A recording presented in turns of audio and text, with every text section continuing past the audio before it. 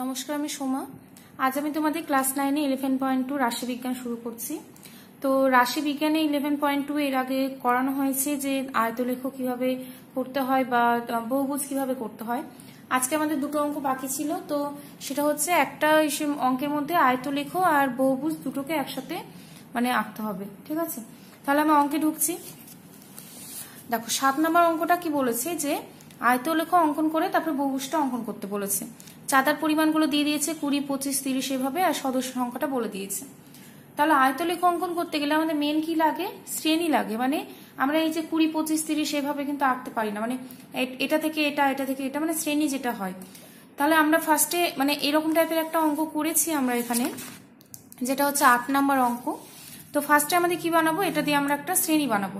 দেখো গ্যাপ কত আছে? 5, 5 করে, 5, 5-এর একটা শ্রেণী বানাবো। ঠিক আছে, তাহলে শুরু কত থেকে হচ্ছে? 20 থেকে। তাহলে কি ফার্স্টে শ্রেণীকে নিব 20 থেকে 25, দেন নিব 25 থেকে 30, 30 থেকে 35। তো আমার এখানে রেডি আছে। দেখো চাঁদার পরিমাণ 20 থেকে 25, তখন আমাদের কত? সদস্য সংখ্যা কত? 20। দেন 25 থেকে 30 নিয়েছি। এভাবে পুরোটা আসার পর দেখো 45 থেকে 50, তখন কত হয়েছে? 18। লাস্ট আমাদের কত হচ্ছে? 6। তাহলে পরেরটা কত নিয়েছি? 50 থেকে কত? আমরা 55 নিয়েছি, কারণ গ্যাপ কত? 5-এর। তাহলে 50 থেকে 55-এর মধ্যে আমাদের কত আসছে? এখানে 6। 20 থেকে শুরু করেছিলাম, শেষ হয়েছে 55-তে। কেন শেষ হলো? কারণ এতটা পর্যন্ত হয়েছিল, আর একটা সদস্য তো বসাতে হবে। তাহলে ওটা 50-এর থেকে বেশি, 50 থেকে 55-এর মধ্যে, তখন আমাদের কত হচ্ছে? 6। আচ্ছা, তাহলে আর আমাদের আয়তলেখ আঁকার জন্য কি লাগে? যে শ্রেণী দৈর্ঘ্যটা আমরা এমনি বের করে রাখি। তাহলে দেখো শ্রেণী দৈর্ঘ্য, প্রতিটার গ্যাপ কত করে আছে? এখানে 5, 5 করে শ্রেণী দৈর্ঘ্যটা বের করেছি। এবার যেহেতু একটা অঙ্কের মধ্যে আমাদের আয়তলেখও আঁকতে হবে, আবার বহুভুজও আঁকতে হবে, তাহলে আমি একটা ছকের মধ্যে কাজগুলো করব।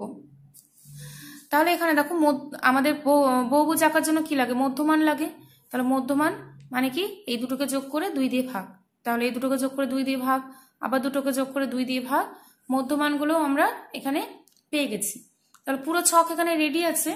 তাহলে আমি এবার ছকে মানগুলোকে বসাচ্ছি পরপর।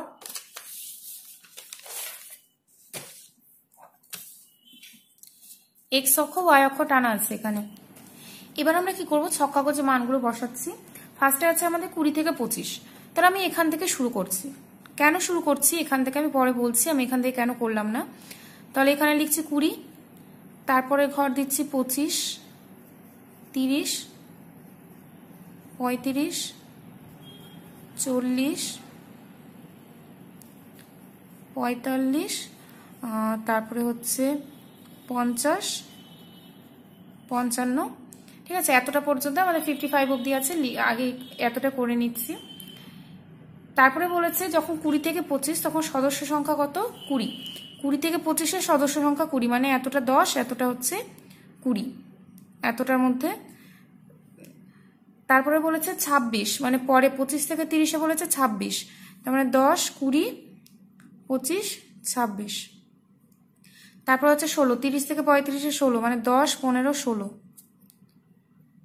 তারপর আছে 10, দেন আছে হচ্ছে 4,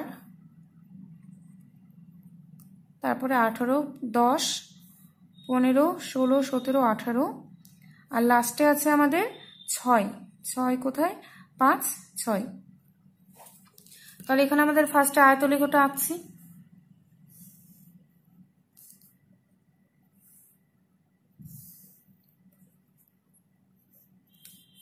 আচ্ছা, এখানে দাগটা একটু বেরিয়ে গেছে।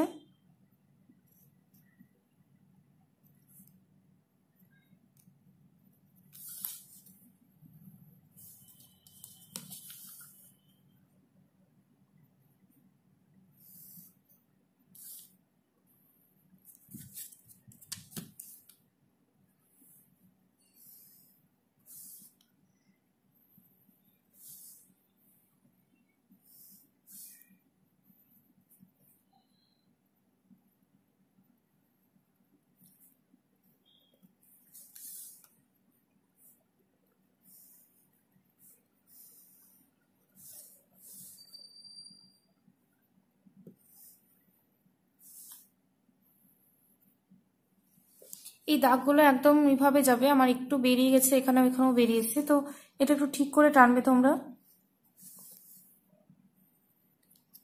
তাহলে এই ঘরগুলো টানা হলো। ঠিক আছে, এতটা পর্যন্ত গেল আমাদের হচ্ছে আয়তলেখ। এবার আমাদের কি করতে হবে যে এর মধ্যে ছবির মধ্যে আমরা এবার বহুভুজটা আঁকবো। ঠিক আছে, তাহলে বহুভুজ ফার্স্টে বুদ্ধগণ বলেছে 22.5, 20 কত এতটা, 22, 21, 22, 22.5 মানে এটা, তাহলে 22.5 হচ্ছে তখন কত আছে 20, তাহলে এই ঘর বরাবর 20 টানাই আছে, তাহলে কোন বিন্দুটা হচ্ছে এটা। তারপরে বলেছে 27.5 26, তাহলে 26, 27,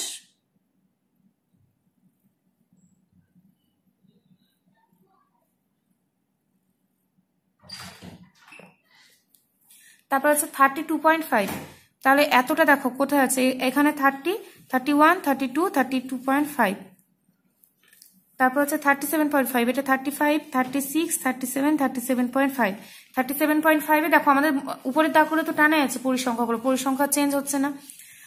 দেন আছে 42.5, 40, 41, 42, 42.5, 41, 42, হ্যাঁ, তারপরে হচ্ছে 47.5, 46, 47, 47.5, আর লাস্ট হচ্ছে 52.5, এতটা। এবার আমাদের কি করতে হয়, এইদিকে একটা ঘর নেব, এইদিকে একটা ঘর নেব। তাহলে দেখো আমাদের গ্যাপ কত করেছিল, এখানে 5 করে গ্যাপ ছিল কিন্তু, তাহলে পরেরটা আমরা কত নিব, এখানে দেখো 52.5 আছে, দেখো মধ্যমানের মধ্যে গ্যাপ কত 5 করে, তাহলে 52.5 আছে, তার মানে কি এর যে পরের ঘরটা আরো 5 বাড়িয়ে দিব, মানে 57.5, আর এখানে কি করব 5 কমিয়ে দেবো, মানে কত হবে 17.5, হ্যাঁ 18, 19, 20, 21, 22, হ্যাঁ 17.5। তাহলে ওখানে আমি আর লিখছি না, আমি একবার এখানে বসাচ্ছি 55, 56, 57, 57.5, মানে হচ্ছে এখানে, আর এখানে আমরা কত করব 5 এদিকে আমরা কমাবো, তাহলে হচ্ছে এখানে 20, তার আগে কত ছিল, মানে আমাদের 17.5 নিব, মানে 19, 18, আর এখানে হচ্ছে 17.5। দেখো গ্যাপ কত হয়েছে 5ই হয়েছে, এই দেখো 17.5, 18.5, 19.5, 20.5, 21.5, 22.5, এই দেখো গ্যাপটা 5-এরই আছে। ঠিক আছে, তাহলে এই ঘরটা হচ্ছে 17.5 ছিল। এবার আমরা কি করব, পয়েন্টগুলোকে অ্যাড করছি, এটা হচ্ছে আমরা বহুভুজ আঁকছি।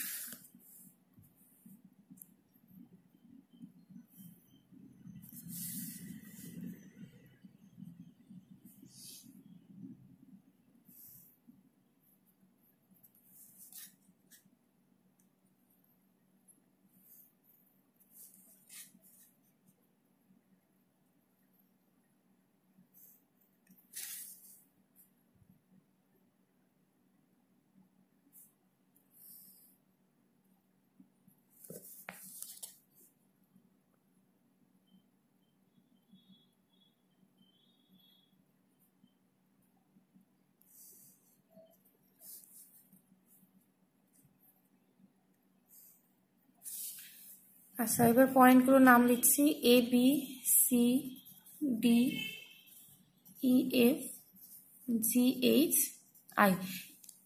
এক্সট্রা কিছু আঁকিনি আমি, আগে যেমন করে আমরা আয়তলেখ আঁকতাম সেই আয়তলেখটাই আঁকলাম, আর আমরা যেভাবে বহুভুজ অঙ্কন শিখেছি সেভাবে আঁকলাম। এখানে আর আয়তলেখা যেটা আছে সেটা আয়তলেখা আর সেট দিবে না, যেহেতু আমাদের এখানে বহুভুজটা অ্যাড আছে। এবার লেখাটা কিভাবে লিখবো, দেখো এক্স ও ওয়াই, এক্স ড্যাশ ওয়াই ও ওয়াই ড্যাশ দুটি অক্ষ টানা হলো, এক্স অক্ষ বরাবর আমরা কি নিলাম চাঁদার পরিমাণ, এখানে লিখবো হচ্ছে চাঁদার পরিমাণ,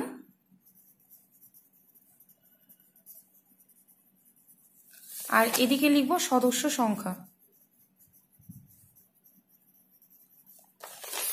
তাহলে এই দুটো নেওয়া হয়েছে। এক্স অক্ষ বরাবর কি করেছি, ক্ষুদ্রতম বর্গক্ষেত্রের একটি বাহু ইকুয়াল টু 1 টাকা করে নিচ্ছি। দেখো 20 পরে 25, মানে 5টা ঘর, মানে 5-এরই গ্যাপ আছে, তাহলে 1 1 করেই গেছি আমরা, আর ওয়াই অক্ষ বরাবর তো একই গিয়েছি আমরা। তাহলে এখানে 1 টাকা আর 1 জন করে নিয়েছি। দেন এগুলো কি করেছে, আয়তলেখা অঙ্কন করলাম। আর ছক কাগজে কি করলাম আমরা, ছক কাগজে বইয়ে যেটা দেওয়া ছিল, আমাদের বইয়ে কি দেওয়া ছিল, দেখো বই এভাবে দেওয়া ছিল মানটা,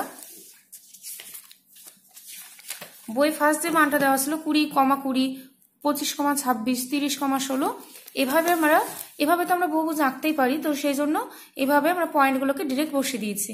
কারণ আমরা যদি আবার এই ছকের কাছ থেকে আসতাম, মানে এই ছক থেকে যদি আসতাম এখানে, তো আচ্ছা যাই হোক, এখানে আমি ছক দিয়েই করেছি, একটু ভুল বললাম। তো এখানে আমি ছক দিয়েই করেছি যে 20 থেকে 25, তার মধ্যমান কত এত, 25 থেকে 30 এর মধ্যমান কত এত। যেহেতু আমি শ্রেণীটা তৈরি করে নিয়েছি, ওভাবে আমরা মধ্যমানটা রেডি করলাম, ঠিক আছে।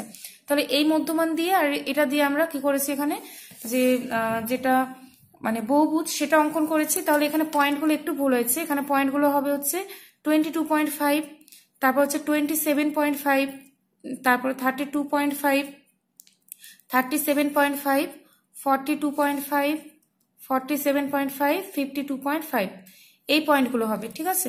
তো একটু পয়েন্টগুলো ঠিক করবে। এই বিন্দুগুলি বসিয়ে আমরা কি পেলাম, ABCD FGHI একটি বহুভুজ অঙ্কন করা হলো। যেভাবে লেখো ওভাবে লিখতে হবে। তো এই পয়েন্টগুলো একটু ভুল হয়েছে, পয়েন্টগুলো মধ্যমান দিয়ে তোমরা এখানে বসাবে। আমাদের এখানে আমরা দেখো, আমরা প্রতিটা অঙ্কে কিন্তু 5-এর ঘর থেকে ধরছিলাম। এখানে কেন ধরলাম না আমি, কারণ এখানে যদি আমি 20 ধরে নিতাম, তারপরে এখানে কি হয়ে যেত, একটু কিছুটা বাদ দিয়ে 22 হতো। তাহলে এই যে এই একদমই না, এখানে হচ্ছে ইসের কাছাকাছি চলে আসতো, মানে এই অক্ষটার কাছাকাছি চলে আসতো। সেই জন্য আমরা অ্যাকচুয়ালি ঘরটা ধরিনি। তো তোমরা এখন ধরতে পারো, কিছু যায় আসে না সেখানে। তাহলে এটা গেল আমাদের হচ্ছে 7 নম্বর অঙ্ক। এবার আমি আসছি বাকি যেটা আর একটা ছিল,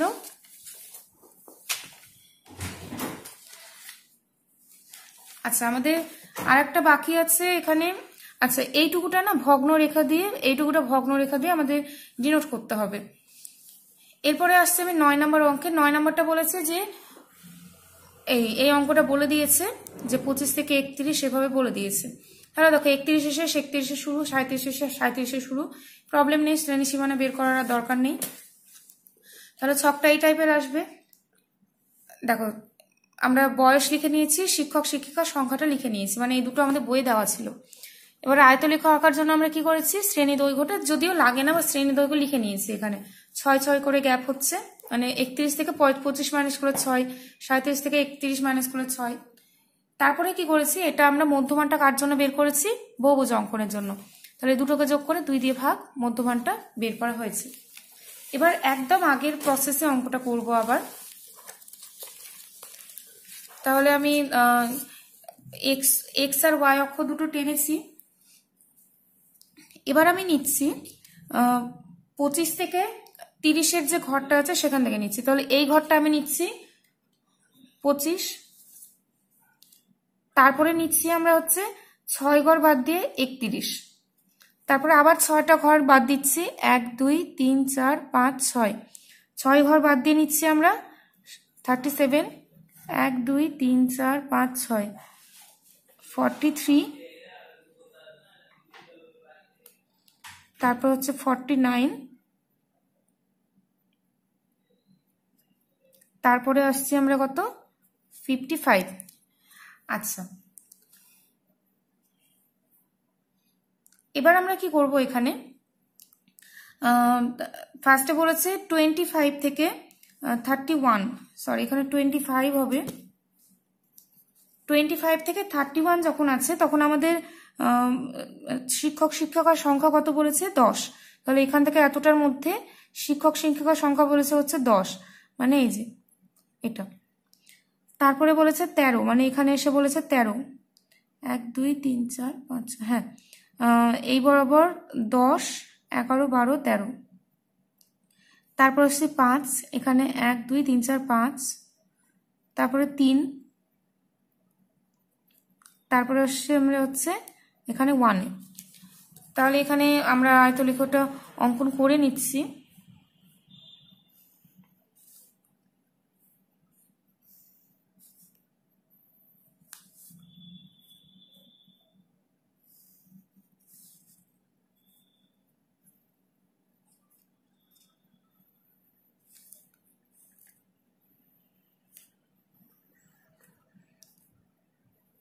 এগুলো হাত দিয়ে একদমই টানবে না, পেন্সিল দিয়ে টানবে, মানে স্কেলের সাহায্যে টানবে।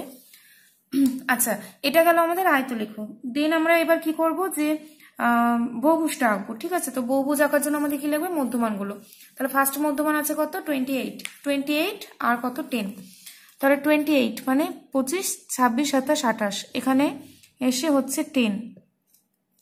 তারপরে আছে আমাদের 34, 31, 32, 33, 34, তারপরে আছে 40, 38, 39, 40,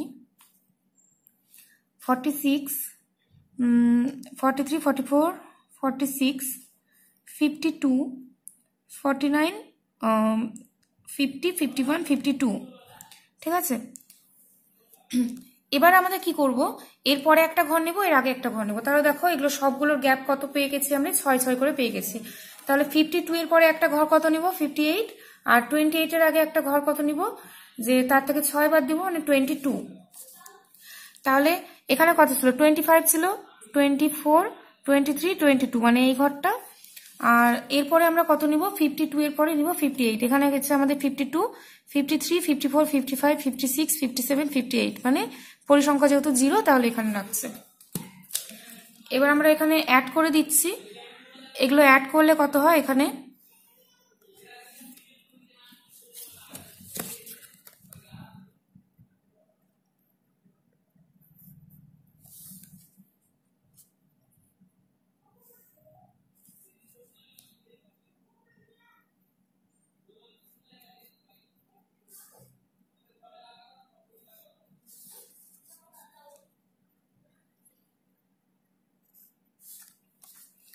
তাহলে বহুভুজটা পাচ্ছি এ বি সি ডি